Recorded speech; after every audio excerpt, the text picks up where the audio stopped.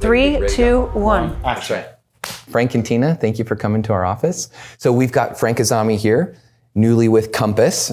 Very excited to have you. Thanks for being here. Thanks for the invite. Yeah. Excited. Thank you, Adam. You're welcome. Yep. We have Tina Tamboer from the Cromford Report.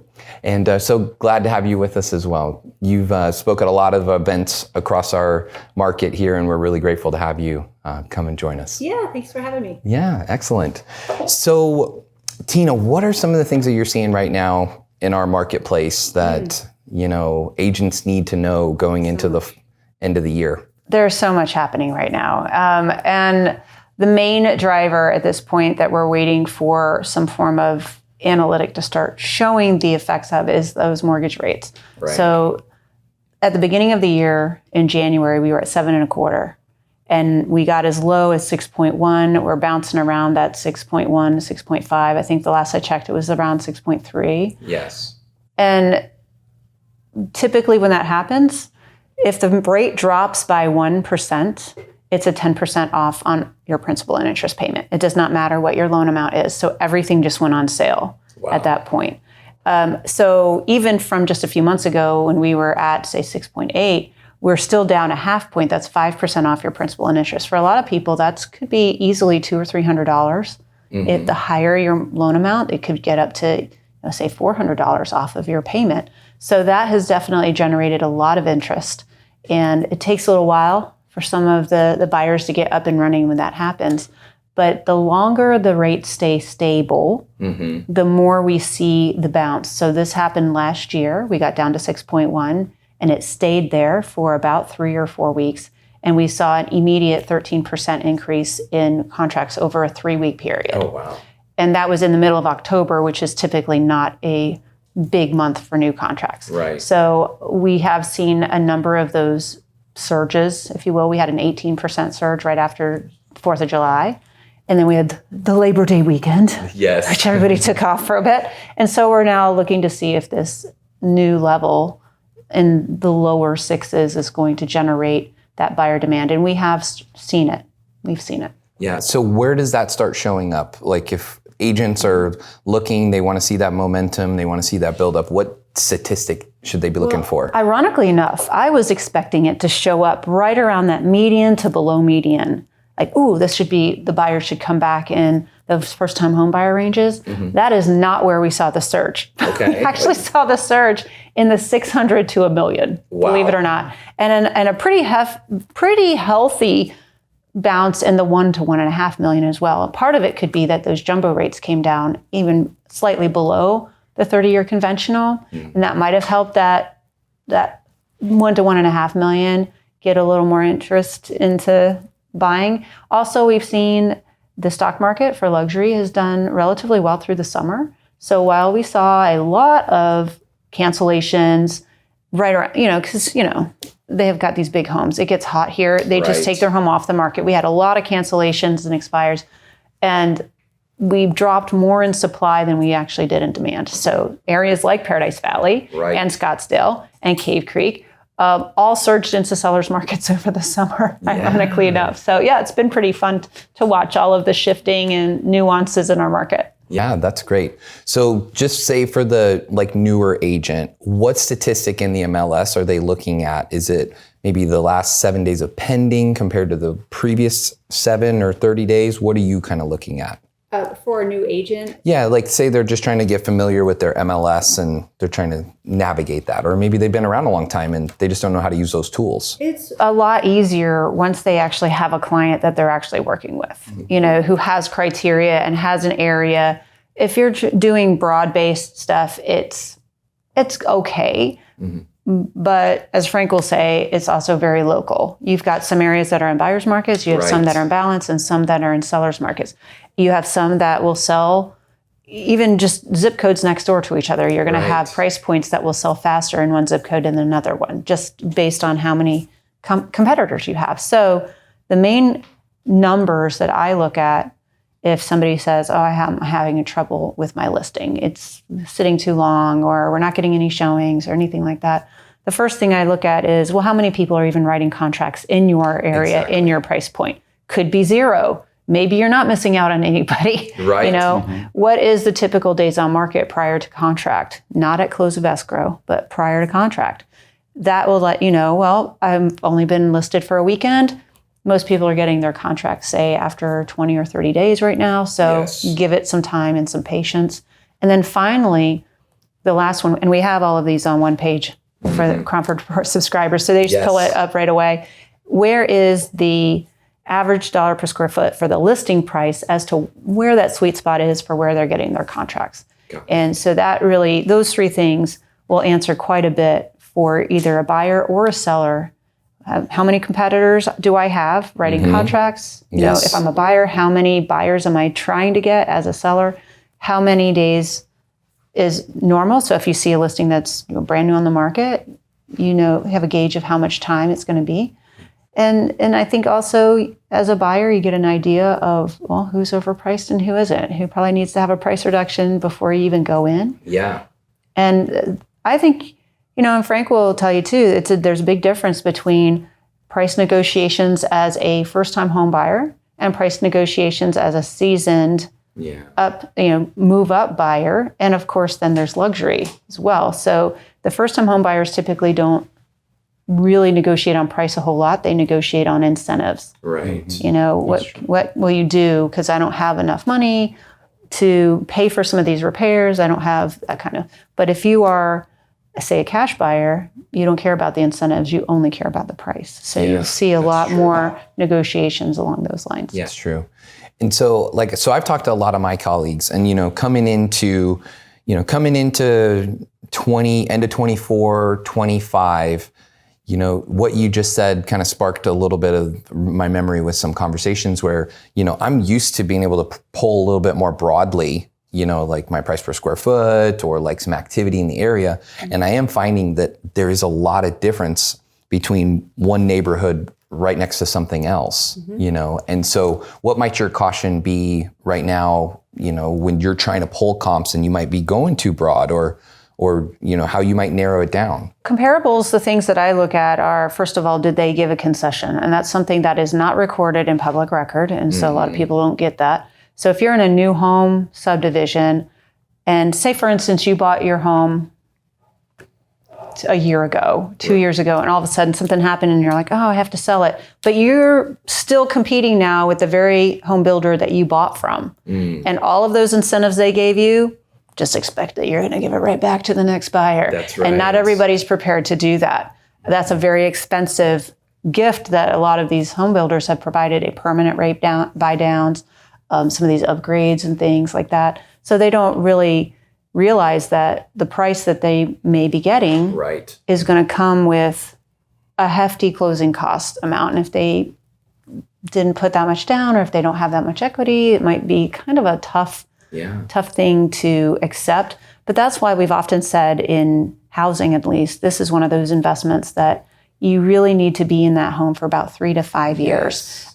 Selling within a year, within 2 years, you're going to find yourself like it's not the ideal amount of time, so that you haven't really accumulated enough equity from your payments, enough equity from your price appreciations in the areas. And the more builders you have in that area, you're going to see them adding to supply and keeping those prices relatively flat because of that added supply, even if you have added demand in an area. But you come into the central parts of the city and you may not have that. You know what I'm saying? You might have that same price point, maybe doesn't do concessions. You may not have to give those types of things. And so it really depends on having a realtor who knows how to pull those comps for you. What is the negotiating gap? What is the incentive percentage on the closings, which is recorded in the MLS? And, what does it look like? I will say one of my pet peeves is when people take all of their photos off. Oh my gosh, yes. I'm like, and just leave the front photo. I'm like, I have no idea if that home was a dump inside or if that was if it was gorgeous inside. And so but those things really matter. How upgraded is it? But I love your platform where you can filter and really get a good, glance of your graphics, and if it's a chart or if it's a pie chart, just to show how many percentage of it is selling, how much is just lingering out there. I mean, your charts are just brilliant. It paints the picture. And so you can make your point easier with buyers or sellers. And I think that's a tool we never really had, or agents should learn how to use it all the time. Yes. Because people are visual. Right. And especially if they're doing a little video of it, they can talk about it and say, okay, this is really your house, your neighborhood, your street, your community, and tell the story. Yeah, that's right. great. Well, yeah, exactly. And I think that gives agents a lot more confidence that they're giving the right advice. For those of us who lived through the bubble and the crash, there is a lot of PTSD out there. Right. And especially for realtors who did not have the tools that we have today, navigating 2005 and 6 and 7 and 8, the up, the flat, and then the down, without anything to tell them what was happening in the marketplace. They gave bad advice. Yeah. And I gave bad advice. That's why I'm doing what I'm doing now. I did. You were right point. Every time I listened to you, it was great information. But in 2005, I was not doing this. In 2005, the Cromford Report was really not in play. The reason I'm doing what I'm doing is because I gave a friend some bad advice, and I could not forgive myself, knowing that there was data out there we could be providing them so that they can make their decision. There's always going to be some risk, right? But it's always about mitigating that risk with the most up-to-date data you can give. And so now we don't do projections too far out, but what we do provide is what I call headlights when you're driving in the dark. That's how I feel about it. So Tina, I have to agree with you. Adam and I talk, and we've been on appointments together, listing appointments where we really focus on disclosing what the data is telling us, not what Adam feels the price should be because he just wants to take the listing. No, we want to sell the listing, not list the listing. Right. And so, and if they want to just go ahead and fly this jet and crash it because they don't know how to fly it, type of thing, then. Okay, at some point you say, okay, you take full responsibility, but if we crash and we don't win, we don't sell it, then it's not my fault. You led the way. And I think doing a better job, or agents learning how to run the comps, how to price it correctly, and get that across. I mean, people can't swallow. They think theirs is worth more. Yes. I think mine is worth more, right? Yes, as do I. Yeah. And the other thing too is we also have to remember, like, what you leave the client with, the last thing you talk about is typically what they take away from the conversation. So if we have a conversation about pricing and we do a very good job showing comps and we say, hey, we're seeing homes like yours are selling around 2.5 million, and they say, well, we want 2.8, and we say, okay, what do they leave with? They leave in thinking that they're going to get 2.8 for it, and so we have to make sure that we come back and help them understand in light of, okay, so if we're going to do that, we understand that you may have to come down, or the first offer you get may be closer to 2.5. So are you willing to sell at 2.5? Yes. Okay, great. We're on the same page. Yeah. And so at least we're having those conversations rather than like what you were saying, where I'll go back to my gut, where I'll say, you know what, I'll get you 2.8, know, and that's ego, right? Yeah, and you got to give people a reason to get them there. Okay, are you offering terms? Are you offering furniture? Are you offering time? Good. What are you offering that could gain us that extra delta? And so we've seen that before. It could be supply, it could be supply issue, or they like that style. So could you give us some examples of like, so, because I remember when we had our Desert Mountain listing, and that was a perfect example. Right? Yeah. So, what were some of the things that they were talking about? So we knew we had a listing where the client felt it was worth over 10 million, and we fought really hard not to list it over 10 because the needle was really, really hot at 10 million, and then it kind of died after that. And so it's still on the market, and how many attempts are they going to really have? And then you look at it, what are they going to net? So list to sold, I'm going to actually run numbers for so far this year based on original list price and then final offering price, what's the delta? How many did we sell in the marketplace? And I'm only doing for luxury, and I'll use your platform. Oh yeah. What was the time frame from your original to your final? Time frame, and then list to sold. So I interviewed with someone in Paradise Valley. I said, don't list it over 9 million. They listed it at 11 million. 2.5 years later, the property, I brought the buyer, and we closed at 5.2. 11, 5.250, I think it was. Was it still listed at 11? No, it was now listed at like 6.7. Yeah. Okay. And they were they just wanted, it was just like, I wanted out. They had I'm gone rolling. through their 5 stages of grief. They had gotten to the acceptance stage. That's where you need them to be. So, but the moral of the story, if they listed close to 9 or at 9, they would have gotten probably 8, maybe several months into it, not 2.5 years later. That was an example. I have another example. Just recently, we interviewed with a seller in not Mountain Shadows. I'm sorry, Phoenician.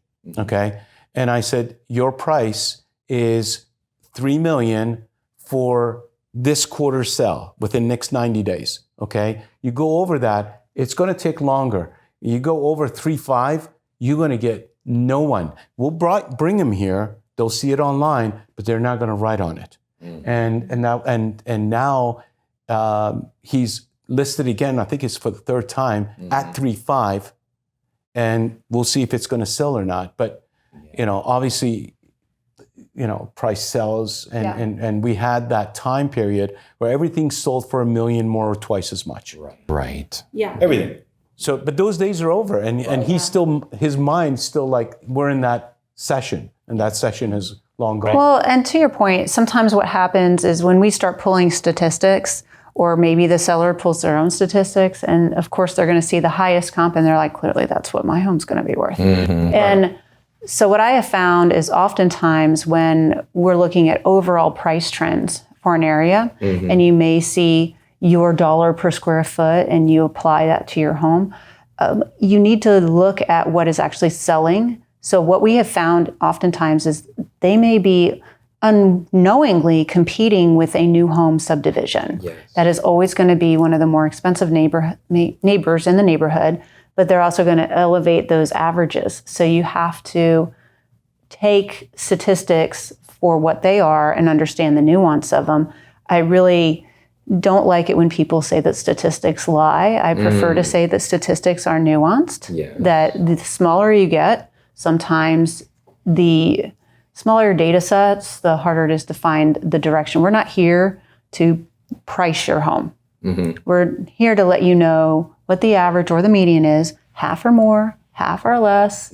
Are you an above average home? You'll go above the average. If you're a below average home, you'll go below the average. But you need to be doing like for like instead of taking your overall zip code of all of those various properties and determining what direction your property has gone in. But I think that the main thing is what we do is we let you know the market overall is turning up or the market overall is turning down. And it's price strategy. If you see that your property prices are on the down, then are you really going to want to be pushing the market on market value, on going above market value? That's something that you might not want to do. You might want to go more competitive. Or like in 2021, everyone was going above market value, and the market would respond by saying, here you go. That will work in this market. But it really depends on, are you a seller's market or are you a buyer's market? That's going to depend on your pricing strategy. For sure. That whole supply and demand, right? Like we just interviewed in Azure at Ritz-Carlton. If you look at numbers, statistics, last 6 months, they had a nice run, $1,300 a foot to $1,200 a foot. So now everybody's like, okay, I better sell now, right?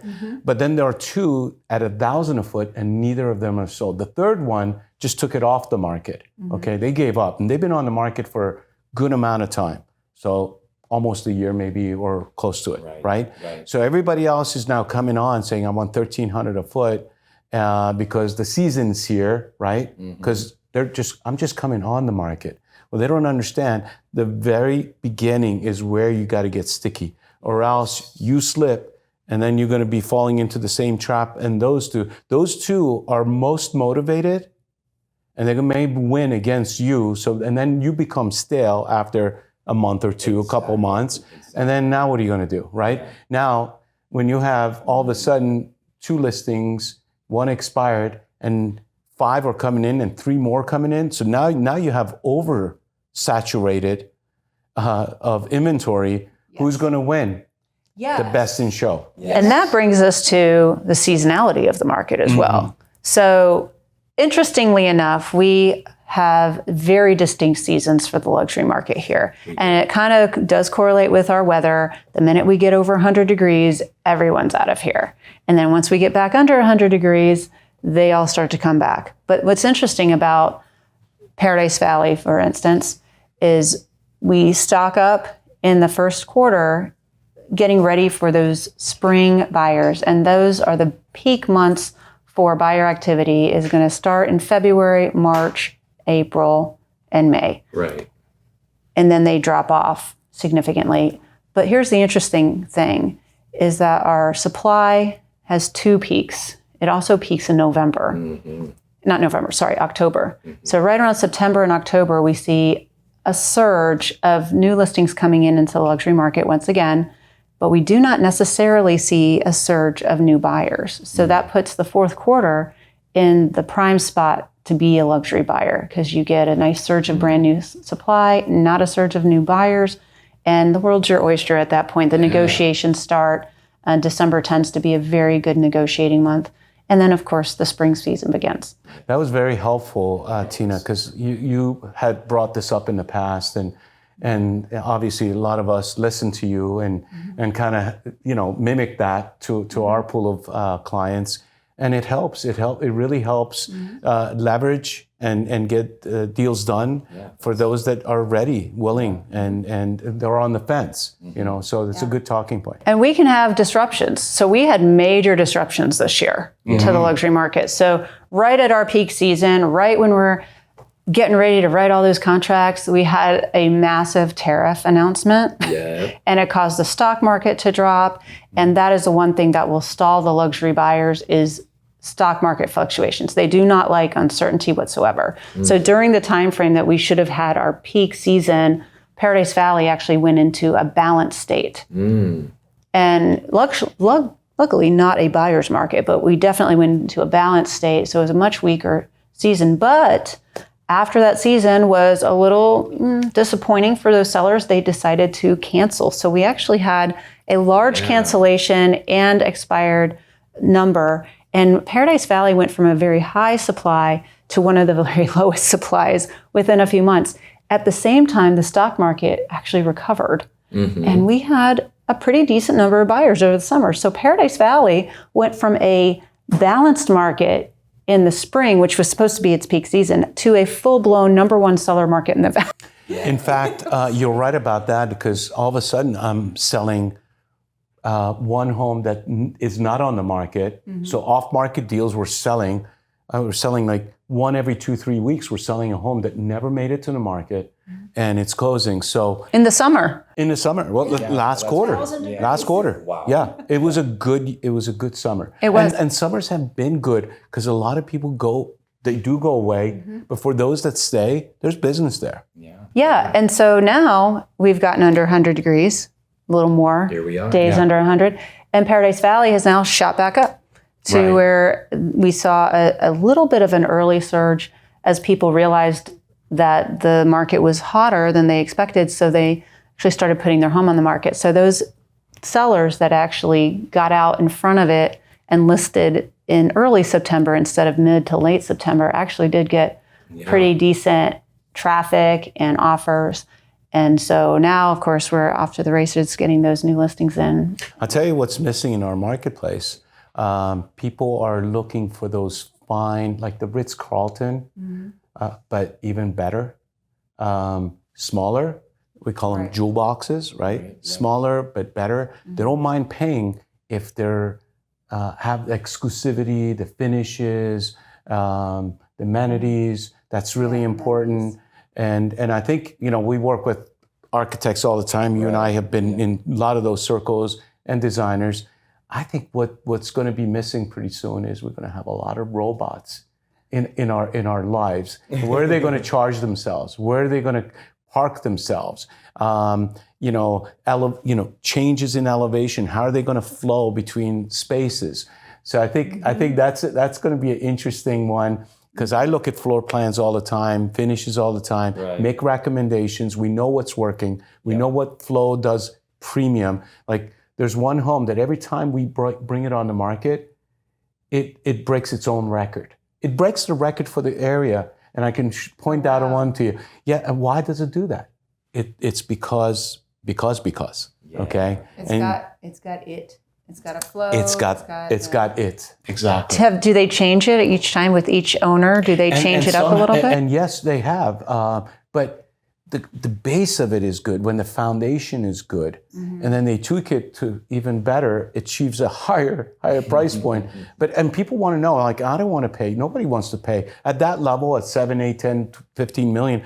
They're very savvy, and they look at all things. Yeah. It's a Zillow world. It's very transparent. Like, everybody sees everything, right? And they have an opinion because, they're talking to other folks. Oh, yes. Yeah. So are you referencing maybe, like, you have the large acre Paradise Valley homes that are like 4 to 7, 8, 10,000 square feet. They downsize the options. Is that what you're referring to? Like, because they have condos, but like, is there anything smaller? Right. I mean, okay, let's talk about Mountain Shadows. Right. Yeah, exactly. Smaller in lot, so they don't want to deal with full-time people always doing something. They're getting up in their next stage of life, right? Yeah. It's a new chapter, and they want to simplify. And so, but they're looking at options, and we don't have it. Who's brilliant in this was Rod Collin, right? Okay. He came in and he created that missing puzzle that people could go into, and it started with Monte Lucia. When they launched that, they sold all of it within days, within like hours, because there was a need for it, right? And then that still is out there. And that had a lot. It had location. It had new, right? It had resort amenities. Lifestyle. Yes. Lock and leave. You can be here. You can go see your kids. You can see your family, and then have a place here. They sold the idea of convenience. And living on a resort, I mean, wow. Right. Yeah. Even the towers, the 2 towers went up, waterfront towers. They sold those in no time. When they first launched it, similar type of buyers. Yeah. Similar type, convenience. You pay once, and they're like, oh, I don't want to pay this HOA fee. Well, do you know what it covers?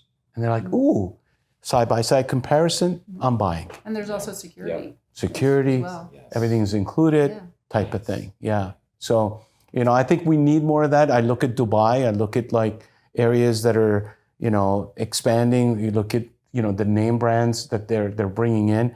This market is suffering, and those brands will be here because of all the international traffic that's coming in. And you know about that more than I do, because you track those I just think, look at Red Development, what they did to PV Mall and what they're doing in other areas of town. They figured it out. They figured out that people don't not want to go in their cars. They want everything right there, and lifestyle. They have green space. They're packing it up with a couple, 200-300 people, and they're having fun. They're drinking. It's a good life. The weather is great. Yeah, that's good.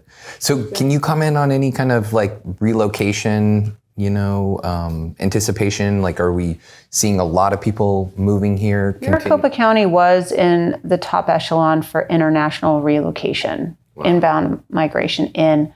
We were not so much in the domestic migration in the last census, but who is Pinal.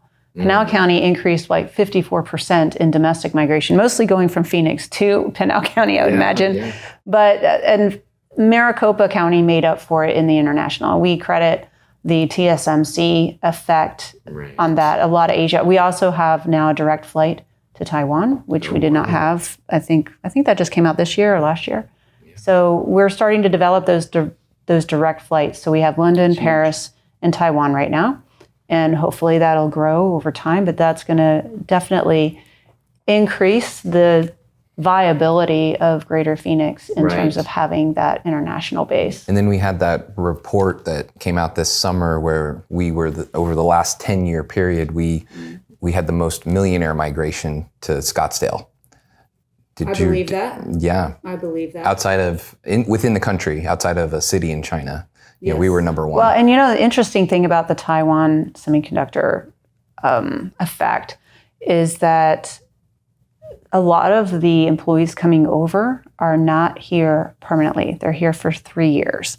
So that has actually created more of a rental opportunity for that area. So a lot of people may look at the surrounding area to that plant and say, oh, they're going to be buying those homes. They're not. They're actually going to be renting them. So many people decided to, and I don't have an exact number, but I know quite a few people who decided to rent their homes out instead of selling them to take advantage of these, pretty decent opportunity there. Is that a visa thing? Is because they only can work X amount of time? I'm not sure. I you know what? I do have experts who know what the exact setup is, but I know that they're not here long enough to be able to qualify for a mortgage.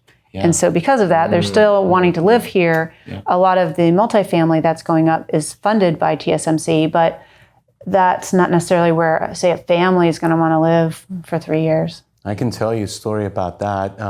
In a down market, I was doing a lot of creative ways to sell.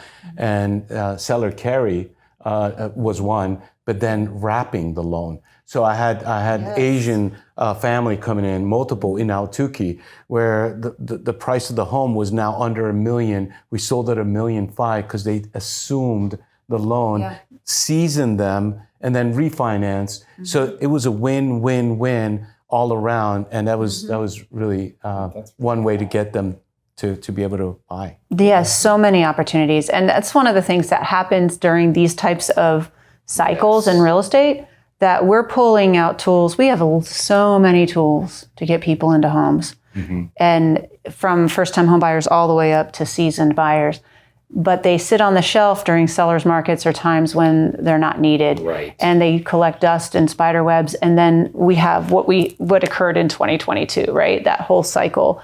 And all of a sudden we're like, I guess we're going to pull out this 2-1 buy down, dust that off. And you have people in the industry who have never even heard of it. And so all of a sudden we went through, over the last 3 years, our profession, I think, went through a bit of a resurgence in education on all of these products that we have not actually needed to use. And I think that's the missing class for requirement class, the finance side of it. Right. That it's not a requirement for anyone to be a licensee, but it's so important to know all of those options and solutions for all of these families. Absolutely. And I mean, wraps are complicated. Yeah. Okay. It's not like, we'll just do a wrap. Right. No, you need to have an escrow officer with 30 years of experience, because no other escrow officer really would understand a wrap, because they were doing them in the 90s. Yeah. So they're like, we're going to we're pulling escrow officers out of retirement. So you have to disclose what if things go wrong. Right. And to your point, they are very complicated. And it could open up lawsuits, right? And finger pointing and tie the property and destroy its integrity. So you're right. You have to know and you have to disclose, but you have to sell the features, the benefits, and the risk. Yeah, exactly. There's that risk there too. They are an excellent tool when you are with professionals who have been around for a long enough time to know how to work those. So make sure that they stay in line and they don't get in the default, get them out in time, and have a plan. It's not forever, it's for a period of time. It's a Band-Aid until you arrive to where you need to be. And I think if you can manage that, everybody wins. Yeah, that's good. Yeah, I was on an appointment. It was just under $2 million in Arcadia, needed a little bit of work, and we had a seller carry verbal offer that came in, and they were all very excited about it, but they were only putting down like $50,000. And so it was, so in that situation, they understood there's not a lot of skin in the game. Right. So the risk ended up being way too high for them to hand over the keys and, allow the buyer to move in and do what they were going to do to the property. I had a mortgage broker just yesterday, just came to me and said, I can fund up to $30 million. I said, so how much skin in the game, to your point, Adam? And he said 50% loan to value. You need a good chunk of cash to put into the deal to make sure it's worth it. Right. Yeah, that's good. So, yeah, that's good. Yeah. Let's see. So, take a break? No. Yeah, we can take a break. Yeah. You stopped, so I said. Yeah, no, I'm benefiting from these editors here. So Tina, and Frank, you can comment on this too. It's been kind of a theme over the summer as we've been in luxury home tour and having folks talk to us about, the demand is really at that new, and so we're seeing that impact. Tina, what are you seeing? Is there any ways that we can look at the market or illuminate what's going on there? I think that's part of the nuance of the buyers. And it's also creating a nuance in the analytics, the dollar per square foot analytics that we're going to put out. Are the prices rising? Are they dropping? And so sometimes what happens is when you have buyers that are leaning towards new is generally going to be more expensive per square foot. And so it starts to throw our average prices up, which makes the person who is not new think that their property value is appreciating. Right. And it's like, not really. Again, if you're below average, you will sell below average, above average, above average. That's the exercise that we always go through. Throw the stuff out, and that is not you. And then also, how much are they going to put into the house? Are they putting $100, $200 per square foot into it? We had an incident just recently in Paradise Valley Farms. Okay, it's not Paradise Valley, Scottsdale. And the seller felt they had an $8 million. So we comped it, brought a couple other experts to look at it and say, well, how do they feel about it? And the truth of it was worth $6 million. Right. But he thought at $8 million, that's where I am a seller. Yes. I said, okay, why don't we bring in remodelers? Let's bring in some, experts in that do this every day. Okay, you want to put $1 million into it, you can get $1 million more. Okay, we can achieve that or do that, because they were looking at all the new in the area. Yeah. Yes. That is not them. And to your point, Tina, new is selling minimum 20 to 30, it could be 40% more.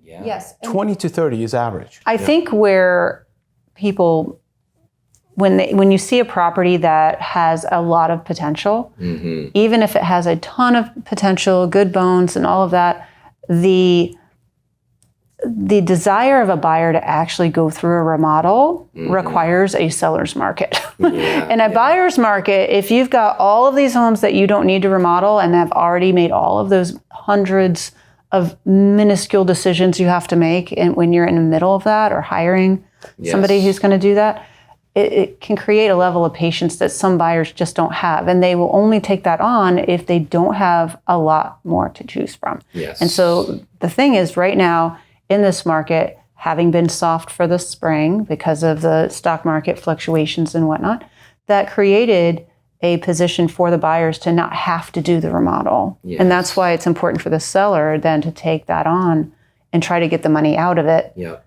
And you're so right. And we lived through markets where if they didn't do anything, that zero chance of being able to sell it. Yeah. Because at the very least, we always say paint and flooring. Right. Start with that, and then we'll go into fixtures. Those are the most irritating things to do. Like flooring is like so inconvenient. It's dirty. That's true. I mean, this question and answer right here is so valuable for any agent in our market, and that's one of the things I really appreciate about you, Frank, because we go in with this knowledge and sometimes we can hit them over the head with it, and expect them to accept it and hire us and not have emotion. But if they have it in their mind that, this is it, they're not going to list with you. That's right. But then they'll remember you. And it happens so often that you go in 2 to 3 years later, and why didn't you hire me? And they said, because you didn't support my price. Right. And was I right or wrong? You're still here. Right. But to your credit, I think, the process that you just described right there, where, the seller has an expectation on the price, and instead of saying, no, you're not going to get it, you said, hey, let's see how we can get it. Right. We bring the remodeler in, and now they're self-discovering. Terms in. Yes. You can bring terms in. Yep. Let's do something that could generate value so they can pay the price you're willing to sell it for. Yeah. And you and I walked away from multiple of these listings, and we saw that they didn't sell. They actually traded for less than they would have done better because the market was healthier then. And so. So question for you then, are you finding that some of the color schemes that have been popular over the last 10 or 15 years are now no longer popular, that they're shifting away? So I say this because, of course, you've got the white, grayish, gray, whatever, black. That was very much in style for a while. And then I saw a $30 million sale with Saltillo tile. And I was like, what? It was beautiful, like absolutely beautiful how they did it. But Saltillo tile is something that in our area,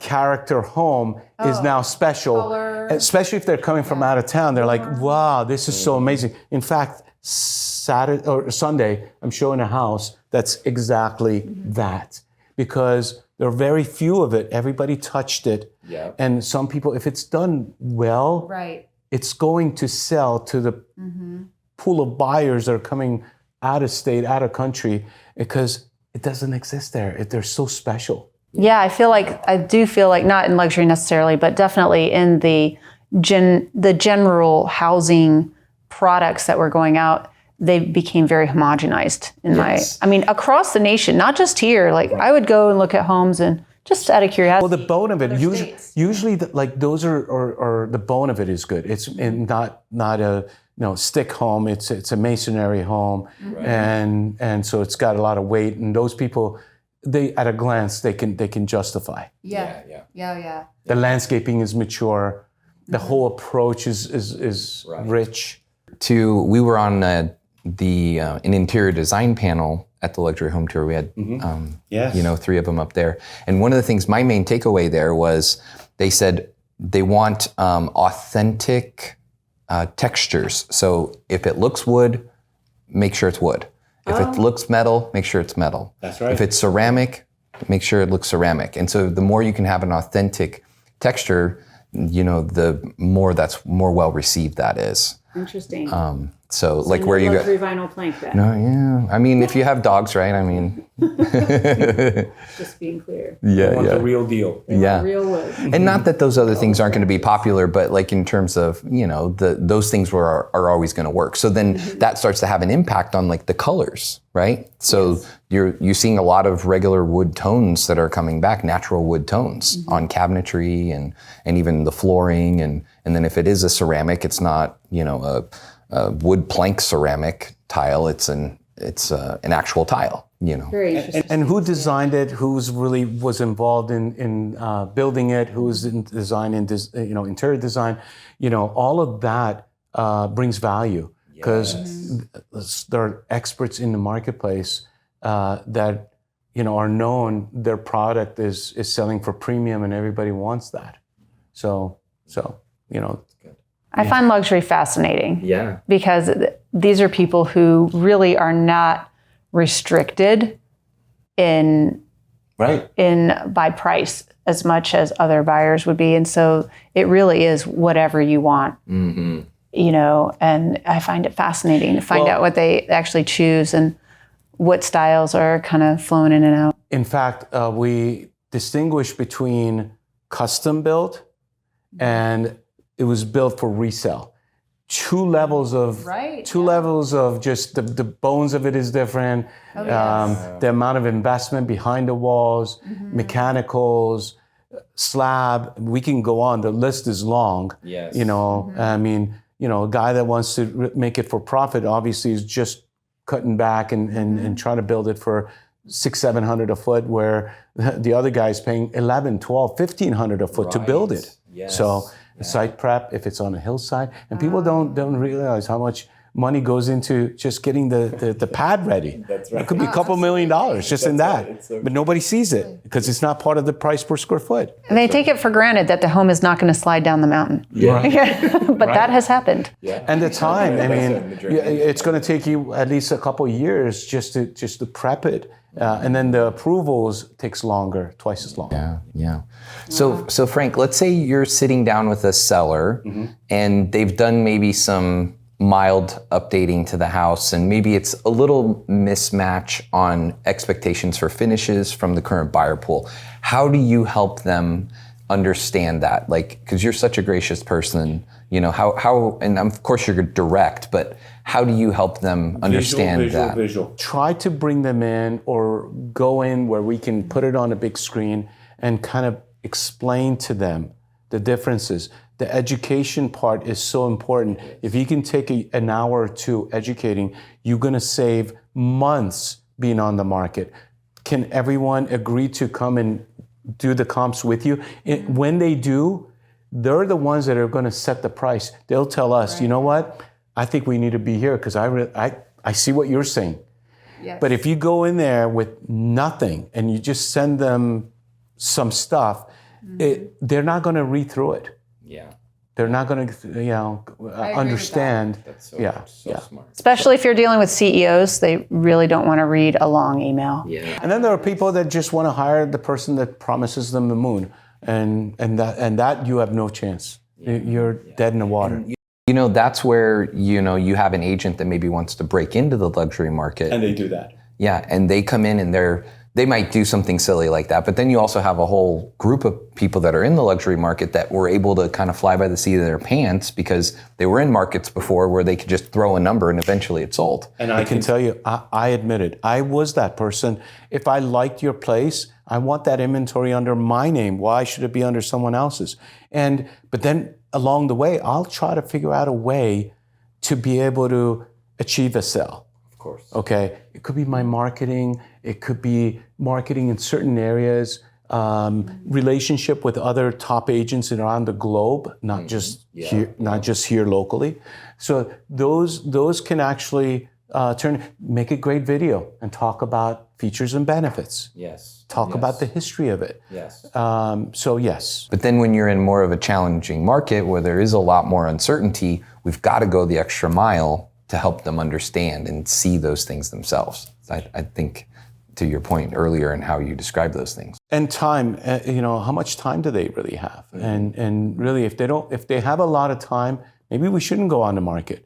Just keep it as an exclusive and shop it to the right person at the right time. Yes. Right, and there are times when you see the luxury market can stop on a dime sometimes. And we've seen that especially with stock market shocks, fears of recessions. We've seen that over the last few years. Yeah. We've seen the stock market really fluctuate, which can fluctuate the number of buyers in the marketplace purchasing or pausing. Yeah. And so I think what sometimes people do and we're not talking just luxury right now, we're talking about the entire market. As we are pulling out of this buyer's market, we are heading towards a balanced market. There is this human nature that says, maybe I should just wait for it to be easier. Yeah. Maybe we just want to wait.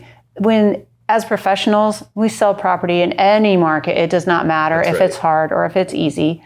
But sometimes it's not really the best advice to say, why don't we just wait for the spring when it's easier to sell your home and less time and all of that, when you find that there's, right now the stock market's doing well. We know what it's doing right now. Mm-hmm. The corporate profits are doing well right now. The exchange rate's pretty decent right now. So all of the things are looking good now. Okay, yeah, it's the fourth quarter, not the best time, but I don't know what it's going to be like in the spring. Right. We don't know if all of these headlines about recession are going to hit next year, or when they might hit, and when the stock market might have a reaction to that. And then you're sitting there going, oh, geez, I wish I'd sold then. So sometimes I believe that even professionals and sellers alike can get into this, oh, well, maybe I'll just wait. And then what happens is the agent gets to where like, okay, we're just going to wait. And then some other agent says, well, I can sell that for you next week. And guess what they're doing? They're listing with somebody else. And then they end up selling it in the fourth quarter during a rough time. And so I think, sometimes it's just when you're ready to sell, just... Yeah. And that's where the data that you're providing gives us the insight of the market.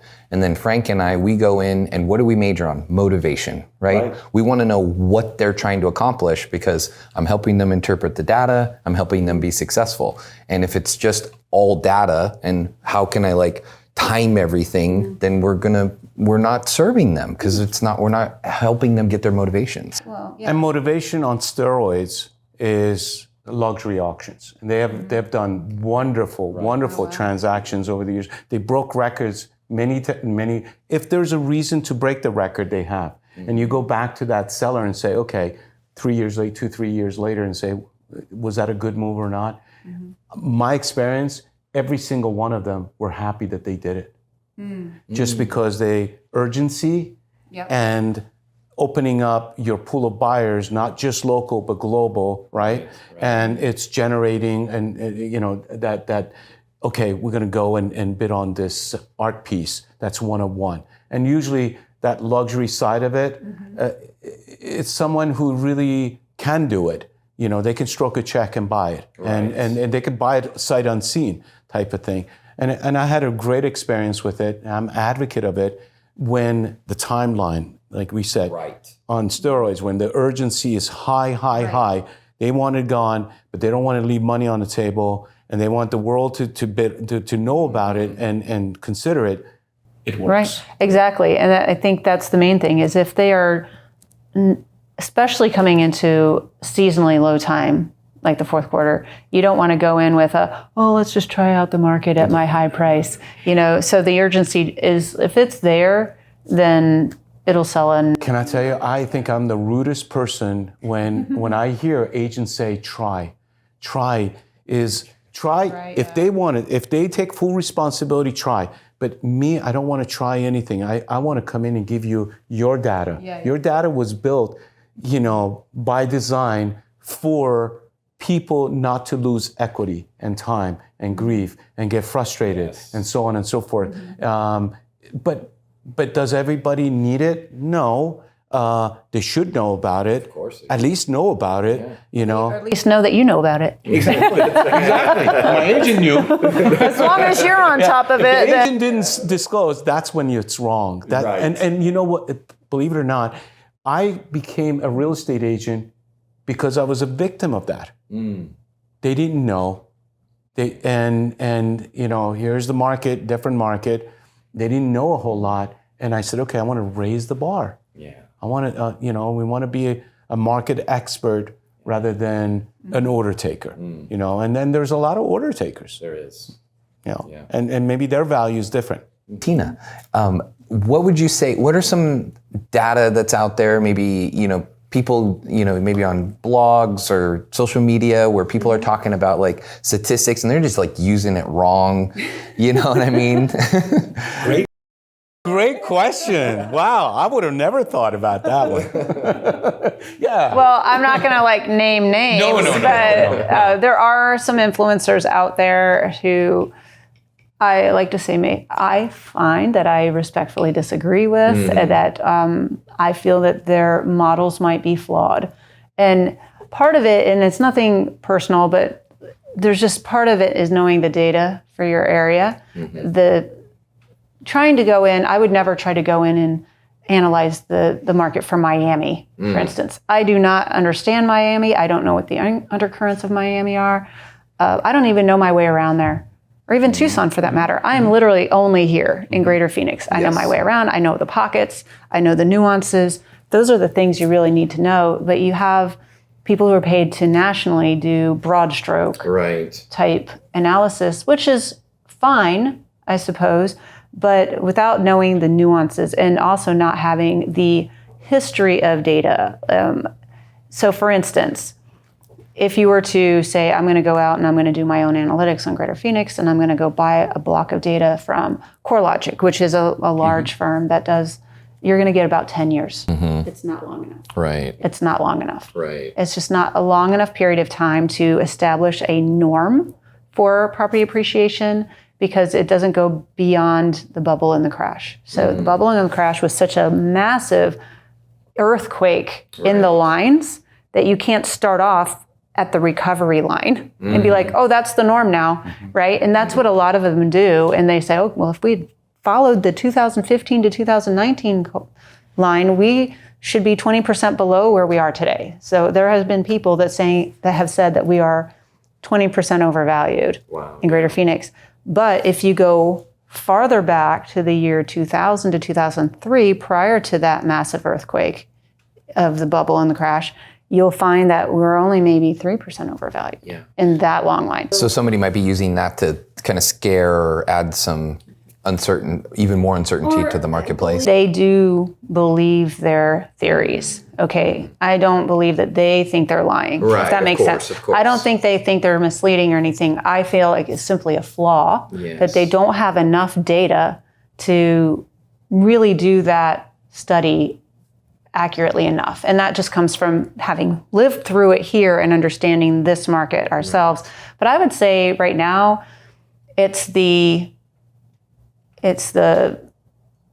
determining whether or not we're in a seller's or a buyer's market recently. And what does that actually mean for buyers, and what does that mean for sellers? And lately, I'm seeing a lot of headlines saying Phoenix just entered a buyer's market. But by our measures, we've been in a buyer's market since November. That's what I've been feeling. And it takes a long time for this boat of the housing market to actually turn. We're like a big old container ship. So you can turn that wheel, but it just takes a long time for that price to turn. So you have to be in a buyer's market for a long time in order to see the effects on price. By the time you see the effects on price, we could already be turning. So one of the things that I've been trying to make it more simple for buyers, because this is the human nature of buyers, is you can see it with mortgage rates. Oh, mortgage rates are going down too fast. They're like, maybe it'll go down lower. They won't move. They won't make a decision because the mortgage rates haven't stabilized, right? So then you can say, oh, prices are coming down, they're coming down, but guess what they do? They wait. They're like, well, I want to buy at the bottom of the market. And what they don't realize is that there are, first of all, you don't know it's the bottom when you buy there. Right? Oftentimes you're trying to hit around that. But also they get very disappointed when they find out after the bottom of price emerges. Let's think about it for a second. I'm just going to throw example, hypothetically. We hit a bottom of price in December, or no, let's say January. But all of those contracts were written in December, and then they close in January. But then you don't know because you have to wait for the rest of January to end. And then we record that. But you're like, but what about February? You got to compare it. So then you do February, right? And then you're like, well, we need 2 months. So then you wait till the end of March. So by the end of March, you're like, that was the bottom. I'm in now. Everybody else is in too by that point. That's right. So you find out that you do not get a buyer's market and the bottom of price at the same time. You can get the bottom of the market and find yourself, if you're a not so perfect buyer, kicked to the curb one more time from the sellers because you've got better buyers out there now because they are recognizing the bottom. To your point, when the spike arrived for the interest rates, we also had to wait for affordability to have a new definition because everybody wanted more and they got more and now that needed to correct as well as, so there were two things that had to be corrected. Interest rates were higher, but then everybody's expectation was way over here. And there were a lot of order takers. Like, if you didn't take their price, you didn't get the listing. That's right. That's true. Right? It's very true. Us. Oh, that was it. That was it. That was it. Yeah, it's, and I say too, there's an expectation when it comes to affordability, there has been a shift just culturally as well, that I should be able to purchase a home in my mid to early 20s, right out of school with my first job all by myself. Yeah. And that does not work. It doesn't work. It's not working. I mean, if you are wildly successful if you are able to do that, right? Or wildly resourceful. And the idea that I'm going to buy my perfect house in the perfect spot with the perfect rate, the perfect price, and the perfect condition, all of that, that's what they're looking for. And you just don't get all of those boxes checked on your first house all the time. And so then they think, well, I'm just never going to get it. I'm going to stay with mom. Or, and here's the other thing. Sometimes mom is like, well, so I had a family member who came right out of college. She says, Aunt Tina, I can afford a property at $325,000 right out of school. I'm like, oh, you're amazing. I would like a home. Yes, we're going to go to Maricopa. And he's like, I don't want to live in Maricopa. But you can get a house with a garage and a yard and all of those things that you say you want. Yeah, well, I don't want to live there. And I want to live closer to home, right? And of course, mom wants and dad wants them to live closer to home. Well. Or those restaurants they like to go to. That's right. So guess what? We're not getting a single family home. Now we're going to get a condo. Yeah. And you're not going to be paying for it all by yourself. You're getting help from mom and dad now, which is nothing wrong with that. But the reality is that there are differing ideas that they come in with, and then they have to adjust as they go. And then they find in order to get exactly what they want, then they have to have some help. Yeah. But the reality is he literally could afford a house. Yep. So is that meaning that affordability is terrible? No, it just means that affordability for him. Yeah. Different area, Or get married. I mean, nobody's getting married right now. I'm not saying. No. And I also. My daughter's 24 and it's going to be 24. Right. Like, you're not even serious with anyone. Right, yeah. Like, how are you going to I was married with a mom at 23. She was 23. Like, how are you going to come into a 30-year mortgage? So, I mean, when I was in my 20s, by the way, the rates were 9%. I feel like I'm like, back in my day, right? Rates were 9%. And I remember having those same feelings. All I wanted in my 20s was a dishwasher and inside laundry. Those were my requirements. And I thought, I'll never be able to afford this. This is how are people doing this? And of course, you get a little bit older, you get a few raises, you get a relationship, and then bam, next thing you know, you've reached that goal within 2 years, not 10. Yeah. Things like that. But back to stats, real quick, and how people are using them incorrectly. I'm just going to throw out my one little rant about the average. Drum roll. This is it. This is my one rant. My one rant on and this thrown out all over the place, that the average age of a first-time home buyer is, 38 or 39, right? That came out. Yeah, something in the. This is my main problem with this stat. Is that they changed the definition of a first-time home buyer in 2009. Oh, gosh. Do you guys remember? There are 5 definitions. It's not like, if you hear first-time home buyer, your expectation is, this is a person who has never owned a home before. Right. That is not true. There you go. It's not true anymore. A first-time home buyer now is somebody who has not owned a home in 3 years. So you could have owned a home, not owned a home for 3 years, and you are a born-again first-time home buyer now. Again. Yeah, there it is. Guess what? 3 years older, too. Or you have only ever owned, this is definition number 2, you have only ever owned a home as a married person. So you got married, you bought a home, you had children, and then it didn't work out, and now you're in your mid to late 30s, you are now a born-again first-time home buyer. Wow. Yes, or you've been married for a very long time. You know, maybe you've been married 30 years, but you've only ever owned a home while you're married. You get divorced or whatever, or you become widowed, you are now a first-time home buyer again. So those are just a few of those definitions, but you can see right away how the markings, and by the way, in a buyer's market, you get more first-time home buyers that are actually winning contracts too. Because they can. So you're getting the data in, and then they're showing, look at the age of these first-time home buyers coming from the lenders, of course, because they're marking it. I'm going to watch this podcast. I want to go back to that one more time. It's like, because I don't deal with a whole lot of people with first-time buying, first-time homeowner. Right. And so, but there's a definition, and that is it. It is defined on the HUD website. I have the website actual address. That's very helpful. That you can see there are 5 definitions of a first-time home buyer, and that when you look at it on its surface, it sounds apocalyptic. Like, I'm gonna have to wait till I'm 38 years old. No. Yeah, that's just a scare headline. That is just my most frustrating thing, because it gets headlines and it gets views and it gets TikTok videos and all of these things. And I'm just screaming from the rooftops. It's like, it's not what you think. Yeah. Well, there was another statistics that came out.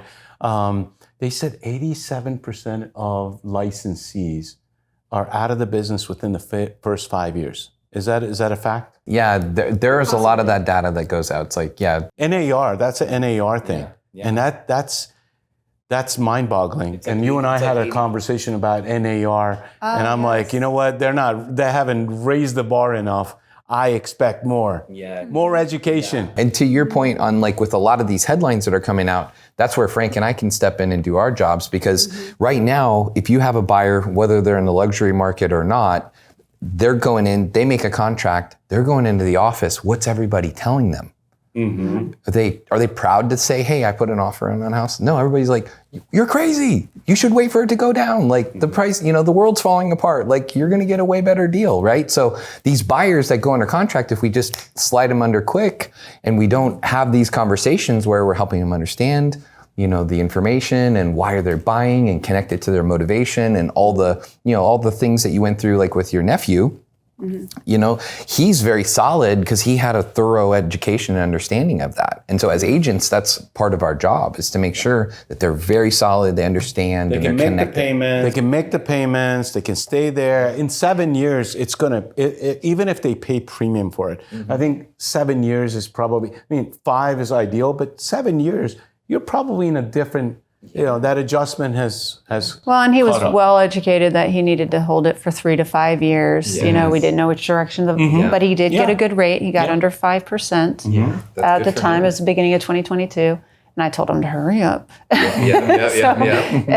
So I think he ended up getting actually moved by his company, but he's got it rented out. He's not selling it. He's renting it out. Brilliant. He's getting exactly what he owes on it right now. So he's treading water. Builds your equity. Yeah, it's great. And that's another thing. It's talking about building equity, that one of the hardest hit demographic after the run-up of inflation, which was also the run-up of rents, was the retirement communities. Right. So people over the age of, say, 75 and 70. It's just really sad. So what people may not realize is that when you buy a home, the earlier you do it, the more you secure your security in retirement. Mm-hmm. This whole idea of I'm going to rent my whole life, you don't know what rents are going to do. Right. And so what we saw during the period where many retirees were losing their apartments and not having anywhere to go, we also saw other people who owned their home getting reverse mortgages,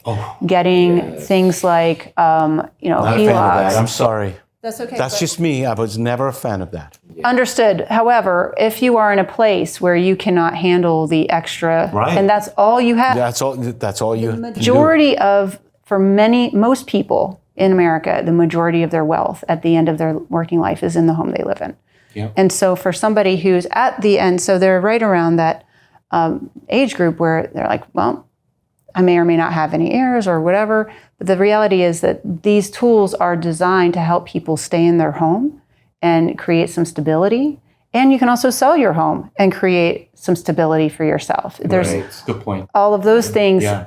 And unfortunately, I think many people have put out this message that home ownership is somehow risky. Mm-hmm. And there's always risk in investment.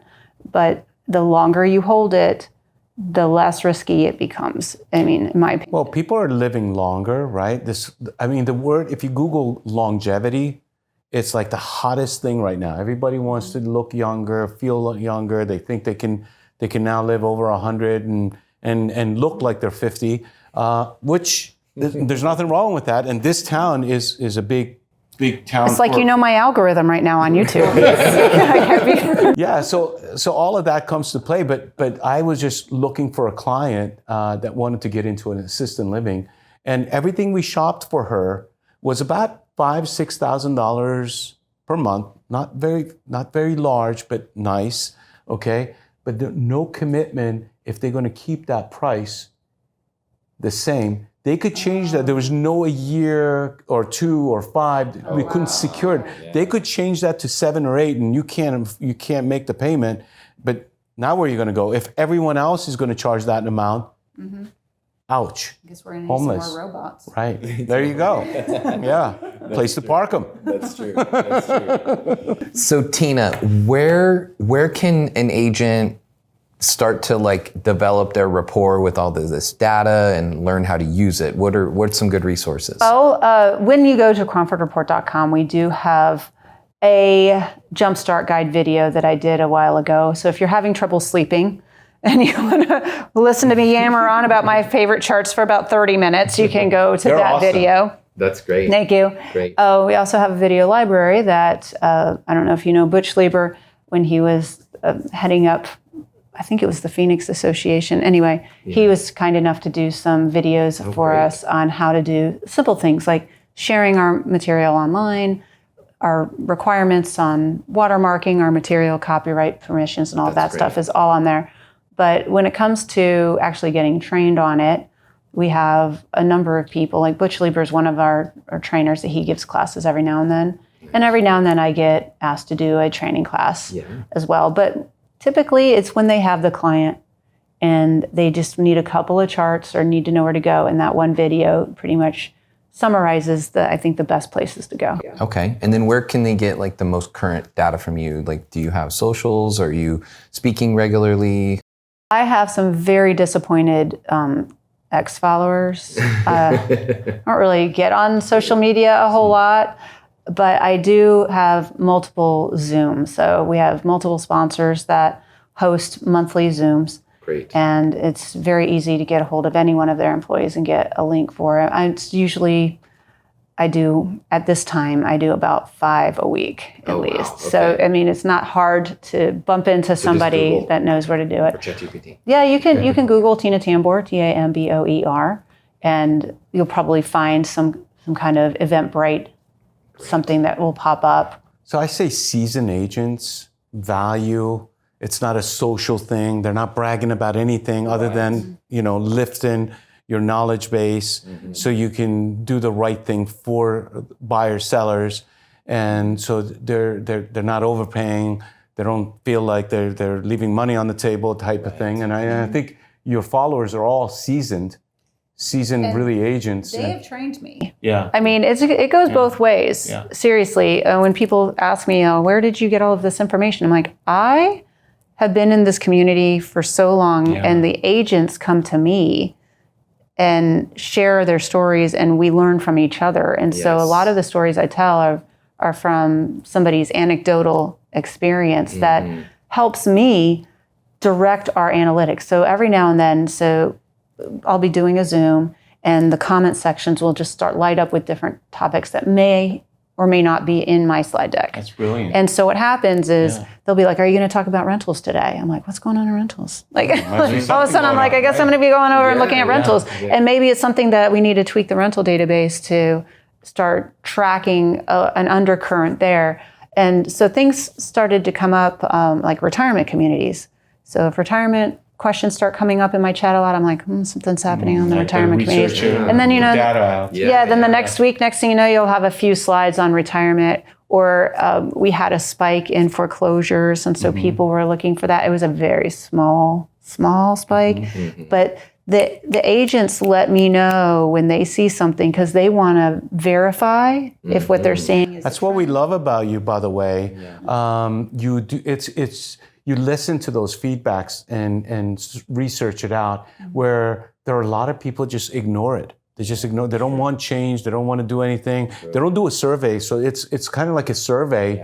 They tell you and you research it out. That's very thankful. I think it helps us stay on top of our market as far as analysts go. Yeah. That's why when they announce you're there, it fills the room. The Zoom, all of it. It's like we're going to a little gossip session. Yeah. So I know the guy. I want to know your gossip. I'll tell you my gossip. Yeah. I remember the first time I was going on an appointment with Frank. I said, Frank, can you meet at this time? He said, no, I'm going to see Tina. And I was like, who's Tina? And then that's when I was introduced to you. I'm giving that up. That's right. So there's a lot of agents that, have done deals. They've been in the business for a while, and now they're kind of coming, and they've mostly been relying on, just pulling some basic comps the way they pull them, and then, they're listing houses with trusted past clients and referrals, and then they're seeing some challenges, because they're not getting the houses sold.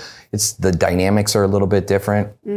And as I've been talking to a lot of these, and how do I be prepared? How do I get myself updated in this market? And I tell them, I'm looking at the report, the Cromford Report, especially at the beginning of the month. I want to see the data on the MLS.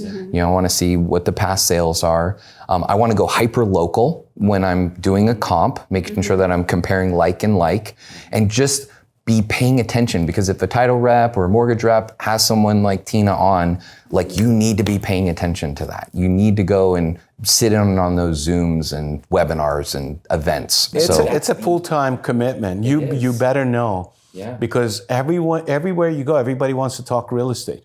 And if they know more than you, that's our job. We have to just stay one step ahead of TikTok. So Frank, what are some of the disciplines that you have, as you're kind of going through the month, you're like, oh, it's first of the month, or what are the things that you're looking at to keep yourself fresh? Current. Yeah.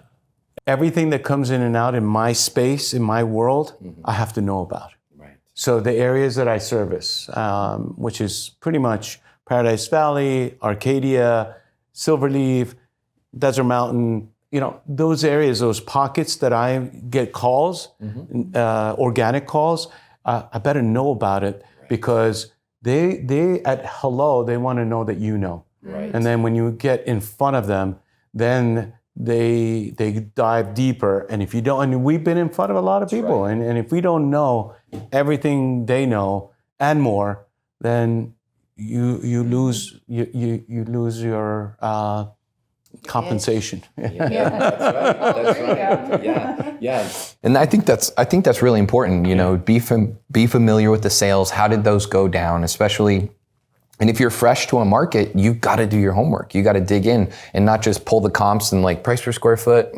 Okay, go. No, go look at all the pictures. Look at the concessions. One of my favorite stories was an agent who had a appraisal that came in too low. And so here's how it went.